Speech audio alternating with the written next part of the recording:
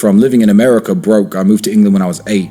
I lived in a homeless shelter for 2 years. It was me, my sister, my brother, and my mother in a single room of a government housing program house. The other rooms were occupied by other families, some of them with drug problems, violence problems. It was very loud. We lived in that homeless shelter for 2 years before we were eventually given a council house. My mother worked as a cleaner, cleaning kitchens. Her hands were always, cut and swollen up. And that motivation of seeing your mother exhausted from working jobs that frankly are beneath her. I don't want my mother scrubbing someone else's floors, washing someone's plates in someone else's restaurant. I didn't want that.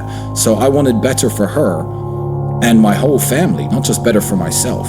And so I used to tell this when I was selling weight loss to people. I'd say who cares if you get in shape for 6 weeks out of 80 years? And right as they're about to sign up for a membership, I was like, you want to sign, and then this is how I would sell longer memberships, but it's also true.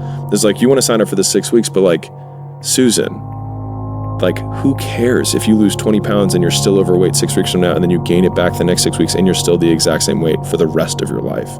And so I think the absolute dedication to maximization so that it becomes a part of your identity and your character has been one of the outsized returns that I've gotten in my life. And just being absolutely willing to I'm pretty violent about this, but list all the things that you aren't willing to give up for the dreams that you have. And that is what the person who will beat you is willing to give up.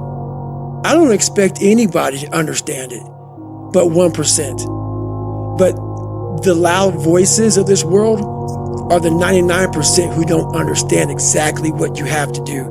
That's why when I speak and you don't understand me, it's probably a good thing, because that probably means I'm in an area of life that you're not in, which is fine. That's why I don't judge people. And this guy right here judging that, unless you've been there and done that, and you really can't speak about it unless you're in those situations that are so hard that it takes a special human being to get through them. The fact that life is short and can be brutal can terrify you into